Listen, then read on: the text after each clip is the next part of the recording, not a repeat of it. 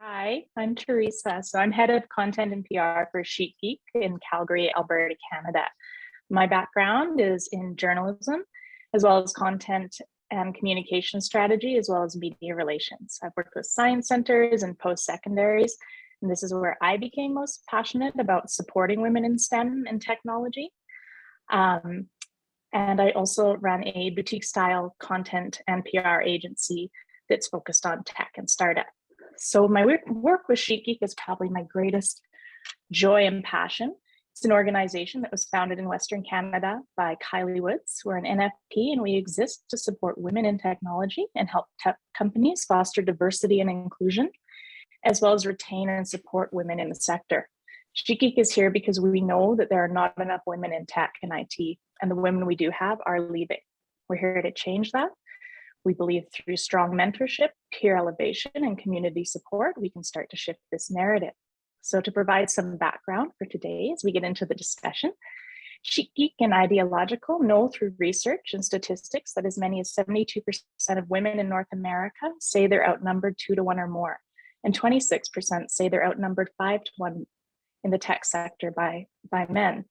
The National Center for Women in Information Technology report that only 20% of computer science students who graduated with a bachelor's degree in 2018 were women. We know also that BIPOC individuals in tech are simply underrepresented. When tech and IT-focused organizations make diversity and inclusion not just a value, but a business strategy, there's positive impact not only to their company culture, but to our bottom line. Diverse teams are not just the right thing to do, they're better for business. So we know it's time to thrive.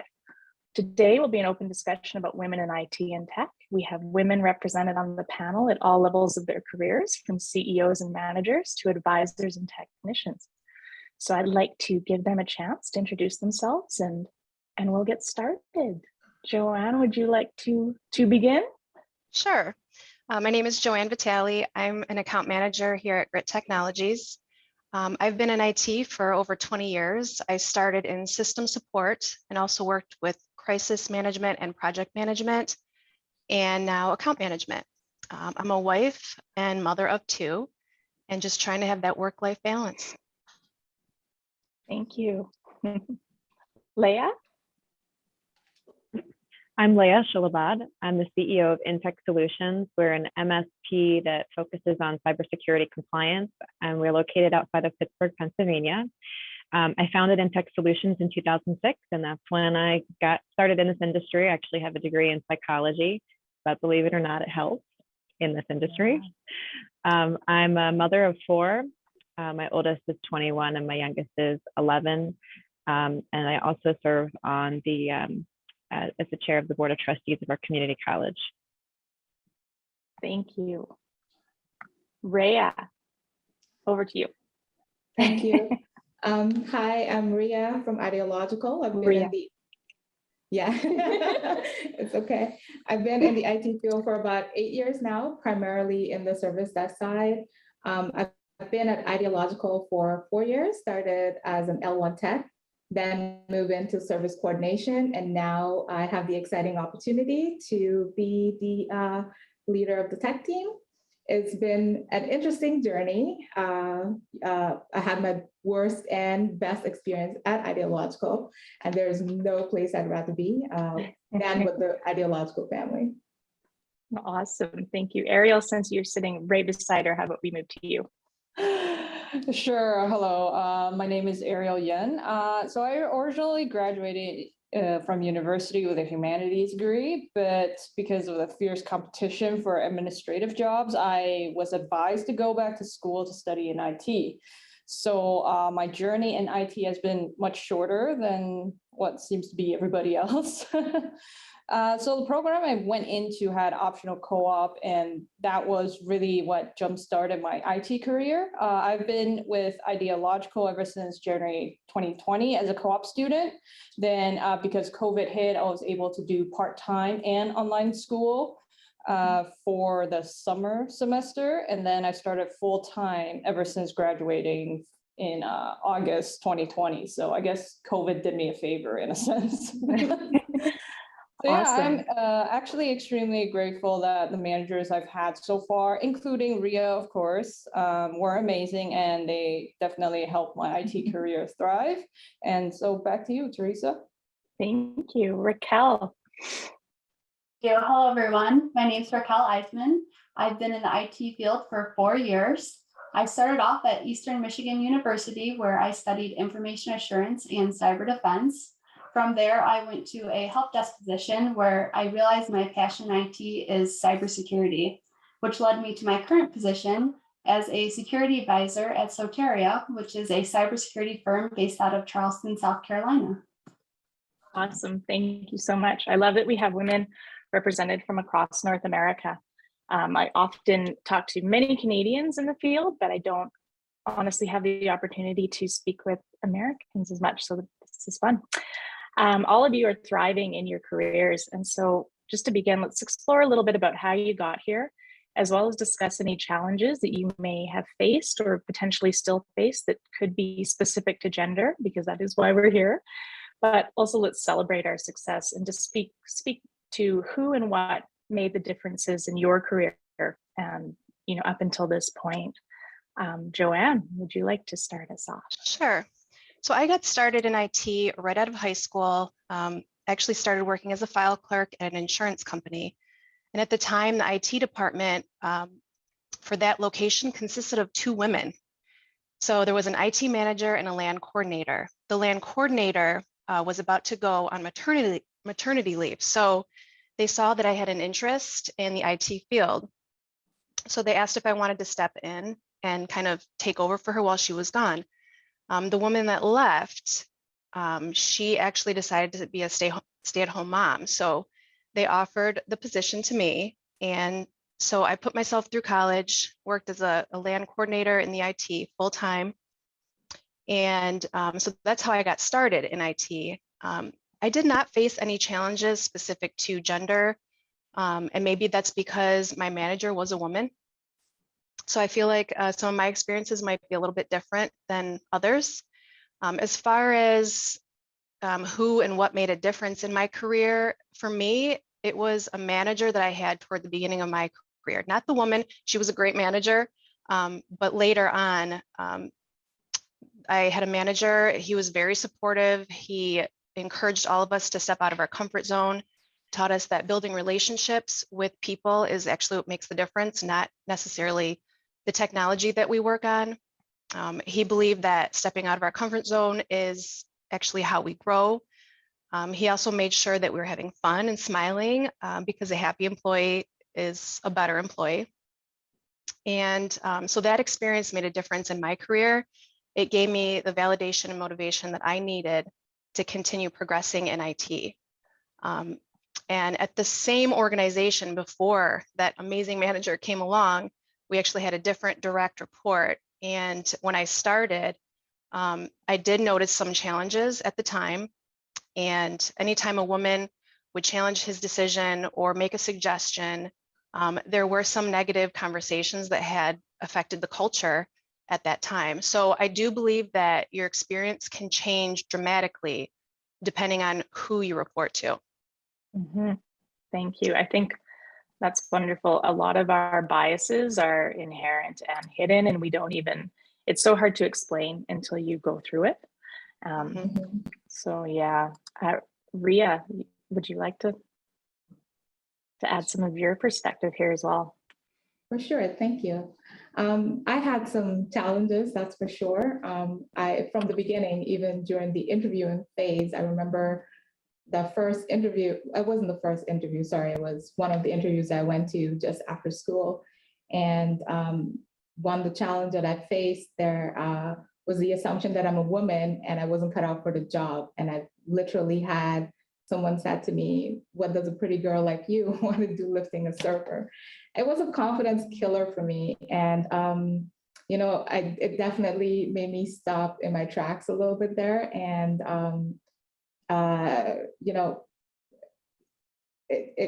I had to just get the confidence to go back out and just know my worth and get back in there so that I can get into the field, because it stopped me. I went into banking, which was completely different, and it wasn't doing what I went to school for.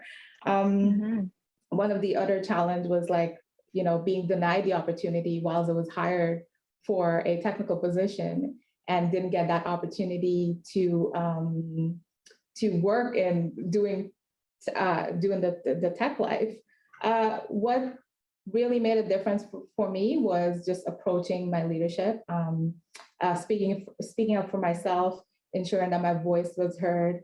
Andre Vittoria, the president of our company, really talking to him and getting the support from him really made a difference in progressing here at Ideological. The time that I spent at Ideological was the most progressive for me because of the learning opportunity, the environment that fosters learning as well as supports you and ensure that we are all in alignment. Everybody is treated equally. No matter the issue that you have, we have 2 core values, which is the juice is worth the squeeze and no jerks allowed. And we literally take those values seriously here. Like, no matter the problem you have, no matter the struggles you have, the leadership team is so supportive. And that really set the tone for me, receiving the encouragement throughout the career growth at Ideological. Thank you. That sort of takes us into one of our other questions, which is, where does leadership start and how do we foster diverse teams? And does it start at a grassroots level? Does it need to come from the C-suite? Does it have to come from the leadership level? Or does it come from all of us that are involved? And Leah and Raquel, I'd love to hear your thoughts on this as well. Leah, Well, actually, I'd like to speak to, and I'm sorry, I'm so bad. It's Rhea or Rhea? Rhea. Yeah. All right. Gotcha. So I had some similar experiences with coming up against some people who maybe didn't respect me for the knowledge that I knew that I had, or the capabilities I knew that I had. Instead of that taking me down a notch, it just made me really pissed off. And I would recommend to everyone, that's an excellent strategy. Anytime somebody tells you you can't or you shouldn't, just get really pissed off and then show them, that you can. That's actually what propelled me and my knowledge. Every time that somebody, like whether it was a client that wanted to speak to my partner because he was a man, I was like, F that. I recognized that the reason was because he thought that I didn't have the knowledge. So I learned, and then I could speak on that. And then when I got challenged on my knowledge when it comes to cybersecurity compliance, it ticked me off so much that I went out and got a certification to be a certified information security manager.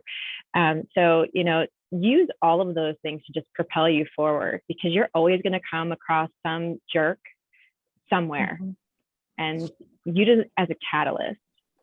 I love that. I think we think of, as females, we call it anger and like that passion. Men call it ambition. They say that was a challenge. That was a challenge that I rose to. So I love that. Leah, thank you. What about anybody else want to weigh in on this and talk about their own experience or how to overcome some of this stuff? A good positive recollection that I had from starting out as a level 1 technician. A female executive had left a card on my desk that said she realized my potential and she saw me in a leadership role. And that really boosted my confidence and helped me reach up. And I think my manager saw that I was really wanting to step up and learn leadership roles, and he helped me develop that. And so I think taking the time to really stop and build each other up and reach down and pull someone up, even if it's just sending a card or an email, something like that is really positive and helps, people who are just starting out flourish. Yeah, I love that. And I think it's wonderful for our male allies who are watching as well, who are wondering how can they wade in and how can they help and how can they be, how can you be an effective ally? And sometimes it's as simple as starting with those little things. Ariel, you have a unique perspective on this too, because now you're coming to this team and you have Rhea who's been through this. How has that impacted you being able to work with her and have her as a team lead? I think probably because Ria's had that experience, right? She's probably more, how do I say, conscious of some struggles that female employees may have. So I'm really grateful for Ria's leadership, actually, and also my entire tech team in ideological. We're all very supportive of each other. I don't feel that I am treated differently or especially because I'm a woman or anything like that. I think that's very important to me to be, you know, the same as everybody else instead of on a pedestal or discriminated or anything other than the same, you know. That's what I feel. And being able to interact with each other with confidence is also very important.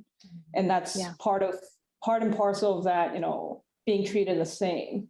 So you don't feel like you have superiority or inferiority towards others on the same team. Awesome. Thank you. That leads into another question.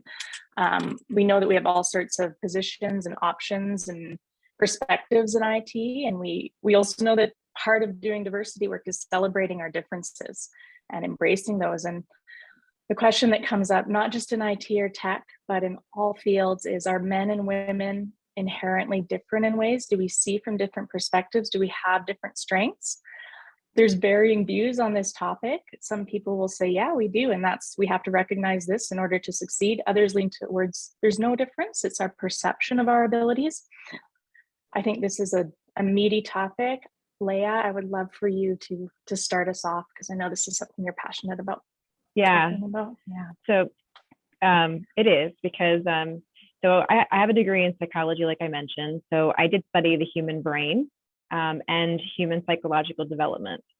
And we are different. Men and women are different, but that's good. It's not a bad thing. It is an awesome thing, especially if you recognize the things that men as a group and a whole tend to be better at, and then women as a group and a whole tend to be better at. And again, when I'm using terms as a whole and tend to, which doesn't mean that across the board it's always like that. It's just that being good at different kinds of things could make you well suited for different kinds of roles. I actually got in trouble one time because I tried to say during an interview, I tried to explain how men and women's brains are actually wired differently. And if you are a woman who has had a baby or has been pregnant, your brain actually gets rewired to be able to multitask better. Actually, there's really no such thing as multitasking. It's actually task switching. And from an evolutionary perspective, that happens because we in the old, 10,000 years ago, we had to be able to gather food, plus make sure that, the saber-toothed tiger didn't eat our young at the same time. So that's just it's kind of a little superpower, but any kind of role that you need to task switch, like the brain is built better if you are a woman that has been pregnant. I mean, that's just how it is. Doesn't mean that men can't. It just means that you might be better suited for that kind of thing. So if you think about it from that perspective, and you think about IT as being so it's not just people sitting in front of a computer banging out code. We need project managers, we need account managers, we need technical sales people, we need the help desk, we need engineers, we need so many different kinds of cybersecurity. It's a whole universe of opportunities, and we do need people from all perspectives, from all abilities, in order to take on those roles. And some of them I think are better suited for, obviously each one is not going to be the same requirement. So you want to match up something with what you're really good at. Yeah. Wow. Okay. I wonder, we've done some research through SheetGeek, and do women ever, and I don't know the answer to this, is it possible that we get pushed or pigeonholed in tech into some of those areas that we are actually biologically better at, but then also when you add in that stereotype of women are nurturers, they're great team builders, do we ever get pushed into sort of those team building areas instead of being the architects or the leads? And I don't know, is that a good or a bad thing? Does anybody else want to capture some of that in terms of their own experience? And maybe not. I love that you actually are backed with the science on it, Leah, and it's an important thing for us to recognize. It's not necessarily bad that we are different. And being equal to doesn't mean that you can't be different. We're still equal to. Yeah, so I'm going to take it to something a little bit more technical in terms of actually building teams and fostering business strategy. Should IT companies consider adding tools and training programs that could potentially help further women and other people in their organization's careers? You know, especially companies that are now looking to take a chance on employees with little to potentially no experience. Ariel, you shared some of your journey with us and how Ideological has fostered your experience. We have a really cool company here in Vancouver. They're called JNAP. It's an online platform for health and wellness practitioners to, you know, book and chart and schedule and bill. They're female founded, and they are embarking on a program to train junior employees who potentially have no tech background or skills. And it's, you know, that's a risk. That's a risk for business owners. That's a risk for CEOs. Is it an important process of what we should be doing in an IT and tech as we are perhaps shifting our view of how to hire and how to look at people's resumes? Where do strengths come from, and how do you foster that in leadership?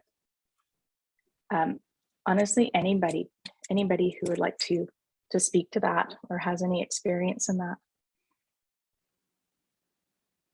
I've heard of, oh, sorry, go ahead. No, go ahead. That's fine.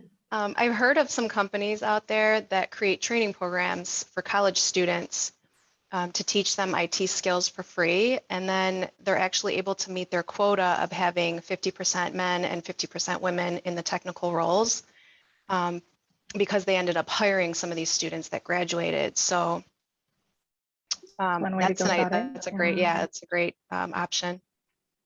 What do you think about the idea of quotas, Joanne, and everyone? Is that something that we need to do in certain areas of IT? Is it beneficial to businesses to think in those terms? I don't think that just checking the box is the solution to help create that sustainability. Because if it's not the right fit, it's not the right person for the role, we're not accomplishing anything. We need to create that welcoming culture for everyone and have programs for everyone. I just think if you're looking for, you know, to include more women in your organization, maybe come up with some programs or better advertising and looking for groups that are more diverse to hire. Yeah. So DEI and that entire process needs to start a little bit sooner than going towards a quota. And then just, Leah, were you going to weigh in as well? Yeah. Oh yeah. I mean, I totally agree with Joanne about you know, just having a quota and checking a box is not going to solve a problem. You know, it does, like you mentioned before, it starts with leadership. And, you know, really having organizations that attract the best talent, regardless of whether they're a man or a woman, and having more companies like that. And those companies, especially in this tight job market, they're the ones that are going to win. So that you don't, like, you know, having a closed culture just makes it harder for you to be able to compete. And as far as like, you know, training programs, you know, continuous improvement is part of our values. So for everyone here, we really push everyone to continue to learn and develop their skills. We have like group book studies that we do on a regular basis, encouraging people to get certifications and really push their skill set, regardless of, you know, whether they're male or female. And then as a culture in our organization, we're very focused on the whole person. And I think that companies do need to consider that more often. That I tell everybody, you know, it's not like when you walk into InTech Solutions to work, you're like, oh, hi, I'm work Leah, and I just left personal Leah outside. Like, you're a whole person, and that follows you everywhere. And we're really sensitive to that here. So, you know, we really flex for people's lives, which is really important to women because, even though we'd like to think that it's not this way, women really are the primary caretakers of children, the primary coordinators of schedules, and it helps to be able to have that kind of environment, be supportive from a women perspective. Yeah, absolutely. And one thing that you are all, you've all touched on is perhaps it does need to start with leadership. It's there are people that that I've spoken to that when these things are started from a grassroots level only, what often happens is those that are maybe a minority in the organization feel like it's all on their shoulders to spearhead it. They become the poster child for the organization because they're female or because they're not white and what have you. And so I think that's a really important perspective. And Ariel, you touched on it too as well when you said I'm here and I work hard and I don't want to be singled out for any reason other than when I do a heck of a good job. Yeah. I don't ever want someone to say, you're really smart for a girl. Like, yeah. or to consistently put you up in media because you're the girl. Right. Yeah. Absolutely. And it happens all the time. And it happens because we have it comes from good intentions, and absolutely, but it's a slippery slope. And Leah, you touched on something that we were going to discuss a little later, but I think we'll roll into it right now, in that women traditionally we do share a lot of the household role. We tend to do a lot when it comes to our careers and to our families and our personal lives. And we're coming out, hopefully, of this, horrible pandemic. It's changed the way we have operated as business people. It's changed the way we've operated as mothers. It's changed the way we've operated as human beings. I think when COVID first began and this work at home culture started to seep into our organizations, it was kind of like, oh, this is amazing. Like, finally, I can work from home. I don't have to get on into my car. I don't have to get on the C train or the subway. I have more time with my kids. And then after a few months, it became apparent that there's actually quite a few challenges here. And so I think that let's discuss how the pandemic and how work from home culture has impacted us as females in tech. There's pluses, there's negatives. What do you guys think? And Joanne, I know you have some perspective on this. I definitely do. Well, studies have shown that if a woman and a man work from home and have a child, the woman does twice the amount of housework than the man does, and the woman does 3 times the amount of childcare. I'm not saying this is every situation, but just statistically speaking, that's how it usually goes. And I know in my situation, that's how it goes. So whether that be, the bedtime routines, the doctor appointments, making meals, I think it's important to start dividing up these responsibilities between the parents. And I can't even imagine how much more difficult it is for a single parent trying to balance all of this and have their own career at the same time. But I think working from home offers a great solution, because now we're not, wasting time driving in traffic, rushing home to make dinner, pick up, your kid from daycare. We're not having to leave work early because, daycare closes at 6 o'clock, and because of the traffic, we won't be there on time. So we have to end up leaving work early. So while working from home has many benefits, it also has a lot of challenges. And I've discovered those as well. So now there's mothers and fathers working in the same household with their kids, doing school virtually, or they're home because they're quarantining because they had close contact with someone. So this presents some distractions and some frustrations. So for example, you're on a conference call with your camera on, your child's wandering into your room, making noise, interrupting your call. They're hungry, they want you to make a snack. So I have been through this. So it is a challenge, and so now we have the flexibility because we can work from home, but we don't just have our job to focus on. It's not like going into the office and that's all you're focused on all day. We have children, we have a spouse possibly, we have pets that are making noise and distracting. So trying to find that balance is difficult, but for me, the kids going back to school has been a huge relief, because I found that most of the added stress was the pressure of being present for them while they're home and not ignoring them all day and trying to succeed at my job at the same time. Yeah. So that's my experience. That's your experience. I wonder too, in terms of, are we moving towards a culture where we are contracting more? For someone like myself that is contract, I take contract-based work. It's been great because the options have opened up to me so much more in terms of across Canada, internationally. People are willing to look at me more, even though I'm not in their city. On the flip side of that, those of you that own businesses, and I also hire contractors and from all over the place. And what's the flip side to that? Because I feel like we shifted into a lot of contract work, but many of us, including myself, because this all happened so fast, didn't take into account, okay, well, I've got to think about my healthcare. I have to think about everything I need to buy and all the technology and hardware to do my job. I'm charging an hourly rate or a package rate that was based on me potentially being an employee or working in office sometimes. And then also, what are the challenges for business owners? And I mean, anybody can talk about that or weigh in if you like, or just talk about your experience in terms of how this pandemic has impacted you as a business person and IT professional. Well, Teresa, I would say that, there certainly were a lot of new entrepreneurs that were created during COVID and because of COVID, because people decided that they wanted to make a change. And when you start a business for the first time, you're going to make a ton of mistakes. You just are, because, you can read lots of books, but you're still like, you're still going to screw stuff up and get your pricing wrong or, not have a process yet. And you're going to figure it out when you go along. I always recommend to everybody to find, no matter where you are, no matter what your space is, find a group of people who are super supportive and who are way smarter than you.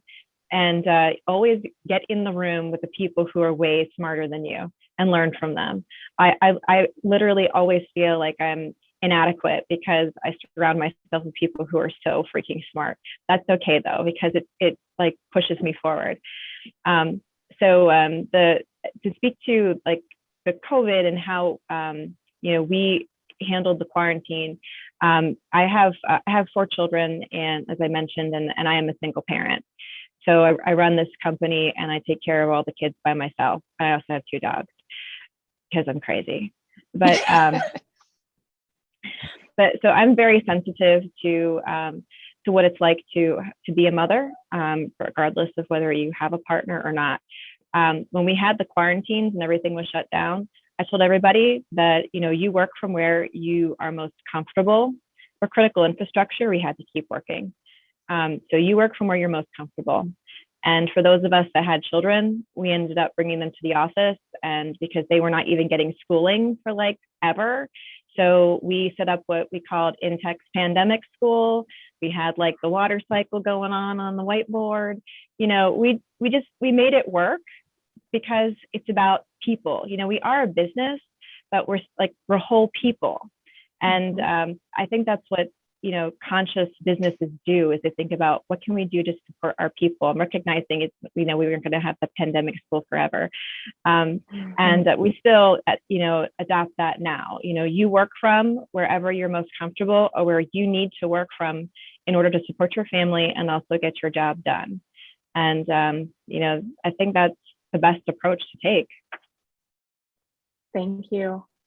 Yeah. And thank you for the also speaking about creating your own businesses and the challenges that we all face when we do that. It's something we forget. And the older I get, the more I think I need to have it perfect. Every endeavor I go into, every new contract, every new business, every new job, I think, I've been doing this for however many years. This has got to be perfect, and it's never going to be perfect. And the only way to grow and do a good job is to fail up, to fail and learn from it. I want to talk to you guys a little bit about why you love your careers. We have some young people listening right now who are thinking about going into IT. What gets you most jazzed about this field? I'm not going to lie to you. Sometimes IT has a bit of a stereotype behind it. But the fact of the matter is there's so many exciting ways you can dive into this sector and this career. And Raquel, I know this is something that you're really excited about talking about. And I also just, I want to hear more about your role in security, because I think of you, I have like a vision of you as a spy. I think that's what you do. So tell me what you actually do, and why you're jazzed about your career.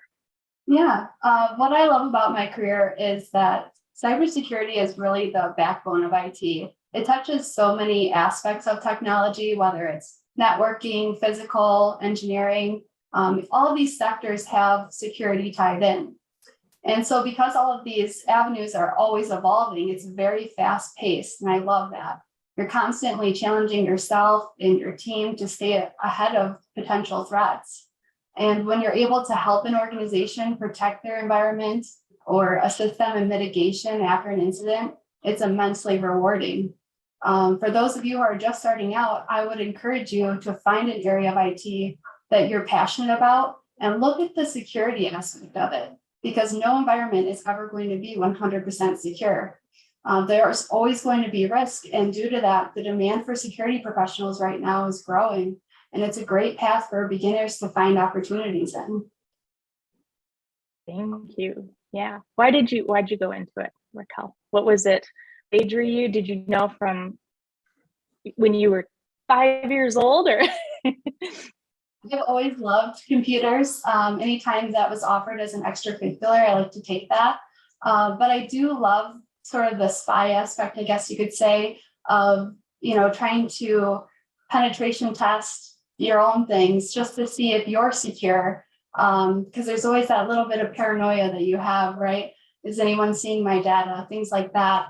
And you get to really grow your skills internally and find things that that motivate you. So for me, trying to see what people have access to in my world, and then sort of share that out with other people so they can help protect themselves. Mm-hmm. Cool. What else, guys? What amped you up most about getting into IT? What do you want the next generation of IT professionals to know as they start to look through their post-secondary calendars and think about what courses and what majors they want to take? And also, I love that many people in this room did not go into IT right away. They did not go into computer science right away. Some of you, many have liberal arts backgrounds, and I think that's common. And I think of myself as a woman in tech, but I'm on the support side. I'm on communications and PR and writing and journalism. And so there are so many places that this career can go. But yeah, what areas of IT are we not thinking about that people should take into consideration? And what are you guys most passionate about?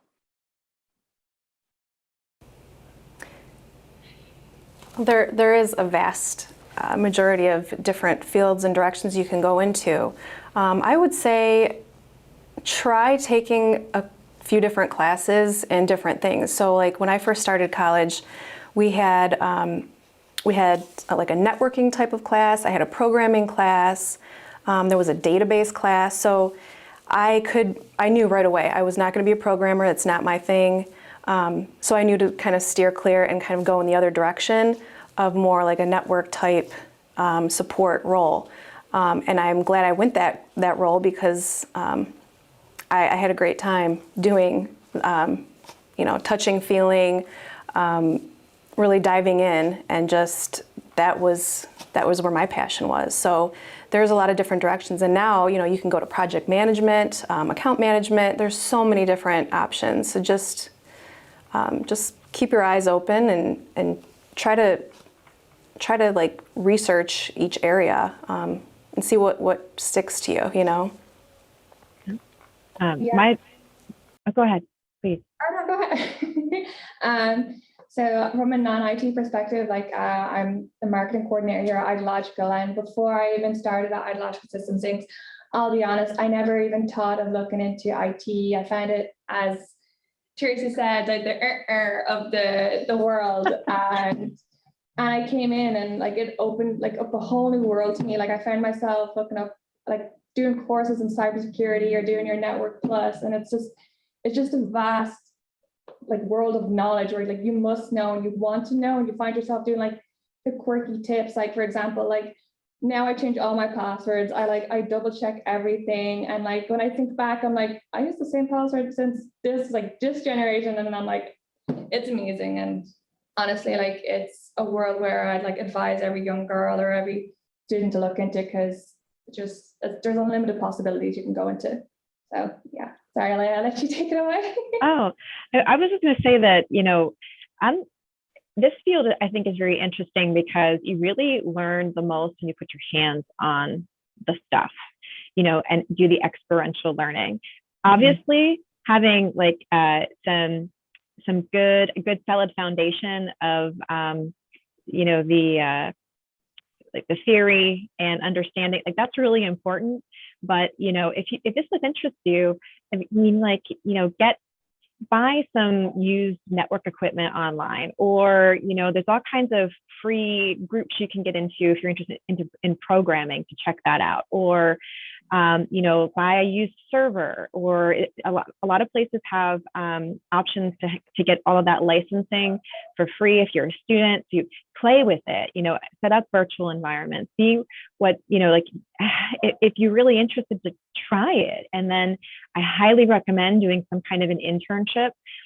Don't even worry about, doing something for credit. Just get in the field and see what it's like to really work there at a place that you think that you'd be interested in. Most places have paid internships, so that, at least you're getting compensated for your learning, which is awesome. We offer paid internships here, and we actually take between 2 and 3 students from our community college each semester rather, so that they can get a hands-on experience. Yeah.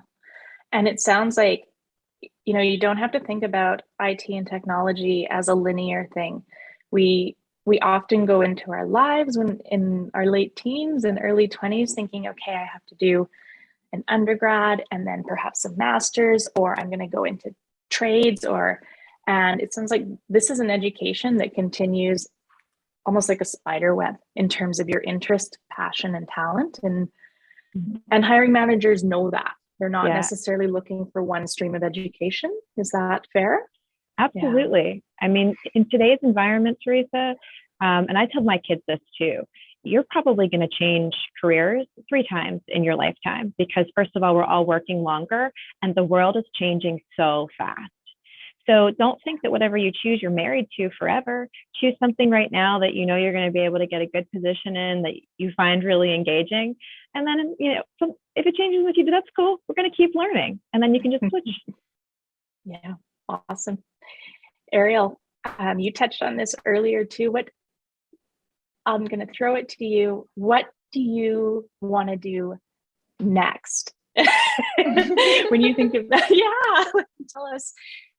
I totally agree with what Leah was saying. Once you start, it doesn't mean you're married to it forever. Like I did the humanities undergrad in university, and it didn't really work out because I didn't want to go into masters to actually make it useful, make whatever I majored in useful, right? So I escaped that basically and then jumped into IT.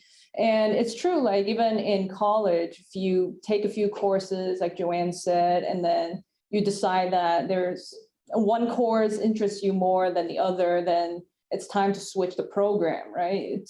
Programs can be switched as pretty easily as long as you talk to your, student advisor or counselor, right? Those are definitely options that are very open to you. So yeah, it's such a creative industry and sector, and we forget that. Those of us that aren't in it really do forget that. And it's all about solving people problems as well as technical problems. And that's what that's a big aspect that I'm interested in as well, like problem solving especially. And I'm a person who really likes to explain things to other people. So this IT and being a help desk technician really basically make what I enjoy, like explaining things to people.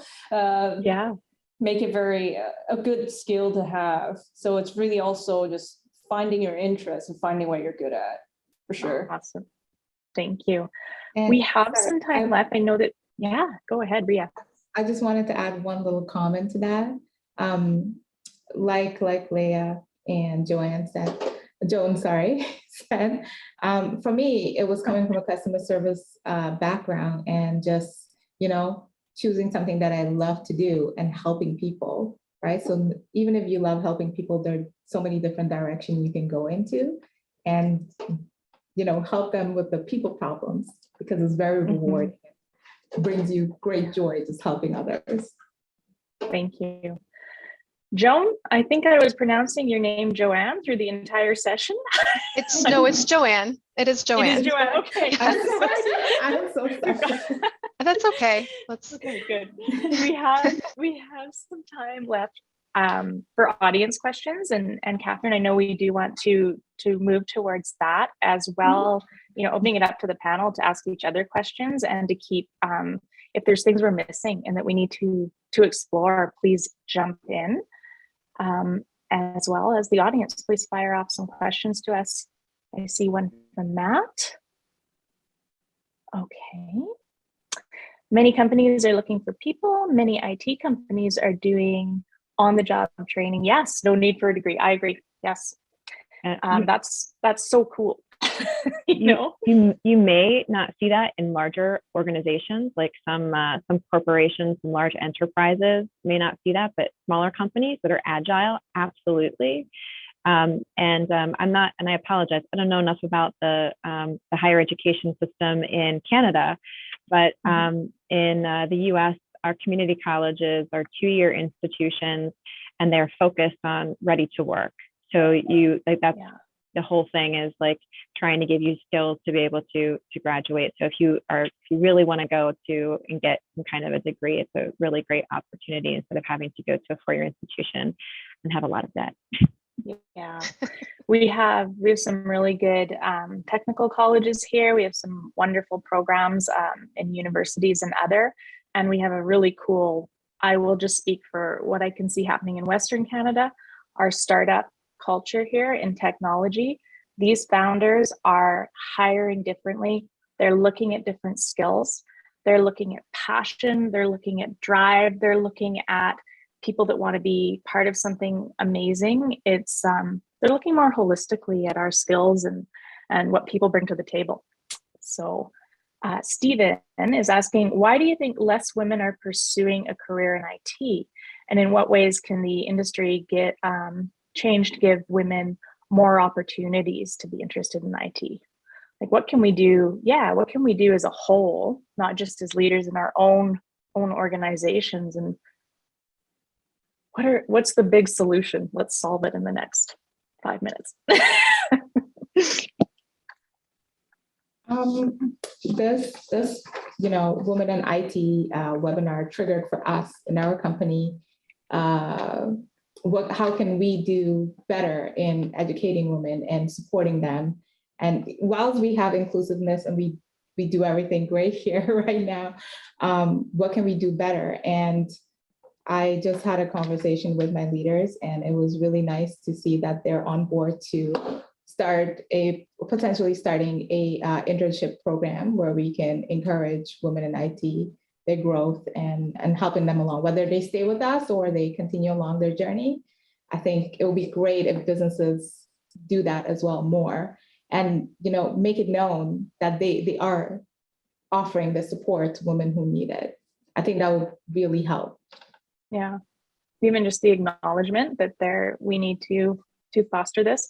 One thing we do, that's our role at Sheet Geek, Stephen, and we partner with tons of Canadian and American tech companies who want to foster this in their local and broader sectors. And one of my roles is actually building out a diversity and inclusion hub of information. So they're case studies about tech and scale ups and what they're doing to foster these workplaces.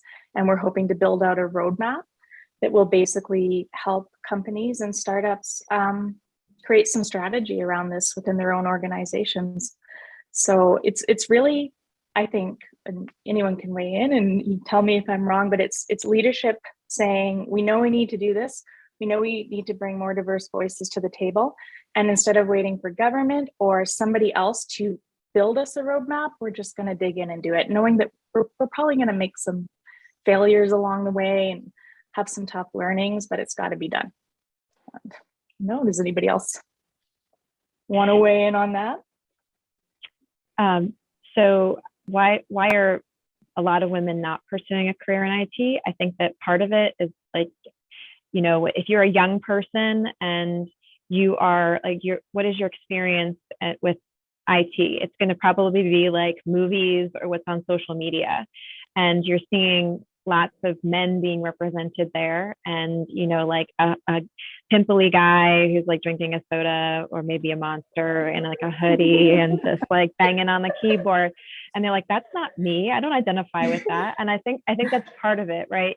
So seeing like being able, I love the fact that there's students here today. So being able to have some kind of connection at the high school level, and then even at like a university level or technical school level, to be able to see these faces and say, like, you're just like me. If you wanted to do this, you could too. And opening up their mind to that kind of possibility and recognizing what it's actually like to be in IT instead of what they think it's like. I think that's really helpful. You know, and I do agree. Susan just posted about having more flexible options, I think is really important. That when I founded this company, I had 3 very young children. And then in 2011, I had another baby. I only took off for 3 days. And then I strapped that girl to my chest and I went back out there to sell stuff. I recognized that most people don't have that kind of opportunity if they want it. Like, I want it. This is what I want to do. I want to work all the time because I'm crazy. But if other people want to do that, I want to be able to have that kind of flexible environment for other women to be able to experience that as well, and not feel like, you know, like they're boxed in or have too many rules and just can't be flexible. And so I agree with Susan that flexibility is huge to bringing that into your work environment to support women. Yeah, thank you. I'm wondering too, for the students who are listening, are there any areas of IT right now in North America and beyond that we see about to really start growing? Are there some areas of need that potentially people should look to if they're eager to get their career started and want to start training? I think sort of adding to what Leah was saying, and trying to get more women into the industry. When I was at university, they had a women in IT club, which a lot of universities have. And maybe organizations, if they have internships, sort of reach out to those clubs or those communities to see if they can offer them to women, as opposed to just going to a job fair, and specifically reaching out to them to let them know, you know, we would be, you know, so honored to have you, or really welcoming to have you in our organization just for an internship. Or let you even shadow someone for a day to see if you would be interested, things like that, and really reaching out specifically to those communities. I think that leads into as well, Matt, your next question, which is, this is a great question for those that are looking to hire. You know, is there anything companies can do to make available more, to make positions more attractive? You know, what can we do to recruit more females and diverse voices to the table? And is it the training programs? Is it the way we are posting jobs and the language we are using to attract people? Yeah, I definitely think it's the language in the postings that would make it. I feel like a lot of the language in job postings are kind of geared towards men. It just doesn't sound very attractive for a woman to, you know, to try and apply for a position that's, you know, for example, maybe it says like hacker or like coding expert, or I think just trying to be careful with the verbiage on those and just try to make it more diverse can help. Absolutely. We're coming up on the hour. Catherine, oh, I see another question. Oh, Catherine, what do you think? What is there anything else we need to speak to wrap up? And as well to our panelists, is there anything else that you guys would like to touch on before we wrap up our day? I think Susan has a nice quote there. She quoted, "Able to lift 60 pounds is something you see a lot in IT job postings." What? Okay. Because of the Yeah. Wait, is it because of the For the hardware? record, Yeah. I can lift 60 pounds. I can sling servers all day long with the best, y'all. No, but like really, I agree with that, Susan. I don't know why we have able to lift 60 pounds in those job ads anyway. Wow.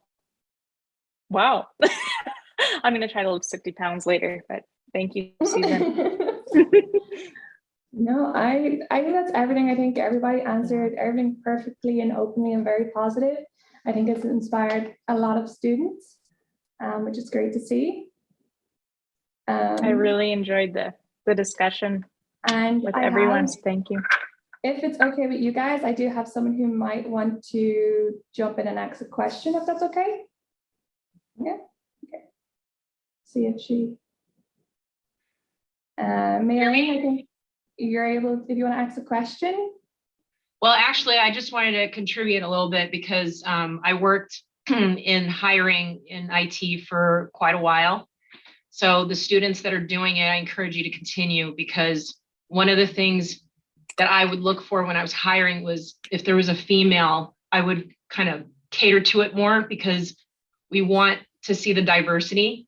And it gets really, it's a little sad to not see so many women in the industry. And it would really be great to see these future students continue their dream and keep moving forward with it. And maybe even actively create some clubs or groups that could stay with the colleges or wherever your education system is that promotes women in IT. It was really hard to get women. I think I got one that had stayed with the company in the last 4 or 5 years that I was hiring. And many of them would kind of fade out, or it just 1 or 2, and out of 40 men that would get hired. So we can do this. I mean, women, we got this. We got to just keep going with it and own it. And it would be awesome to see it in the future. And I also want to say for the students, I don't know why this is. Colleges do not push LinkedIn. You guys need to be on LinkedIn networking. That's huge. And I always push people, because you will find other women like Leah, like Raquel, like Joanne, like Teresa, like even Catherine over there, everybody, Ria, all of us are on LinkedIn. You can connect and send a little message, say, hey, I'm a student in IT, I just wanted to connect. But that's what it's for. That it's so that you can progress and learn and have those connections. We're all rooting for each other. We have to. Yeah. And otherwise it's just going to keep doing what it's doing, and it's going to be a very male-dominated industry, and I'm over it. So yeah, that's a wonderful point. At Chic Geek, we have career pathing and mentoring available to people. This is something that we are building out this year. I hope you guys will check it out. But as well, that's such a good point about LinkedIn. I had a woman come to me, very accomplished in the sciences and geology, and she wanted to get into marketing and communications, but she knew she wanted to do it within the tech sector and within her field. And so we worked together, and I kind of helped teach her about my side of the business, and she mentored me as well on her side. And I'm happy to report she is working in marketing and communications within the engineering field now, and she's loving it, and she's within tech. But she used LinkedIn. She came to me through LinkedIn. So absolutely. Such great insight. Thank you. Thank you very much, Mei-Ling, for the question. I really appreciate it. no worries. Love you guys. All right. All right. I think we're just about to wrap up. We're at the hour. Thank you so much. Again, thank you so much. It was awesome. Thank you for having us. It was great.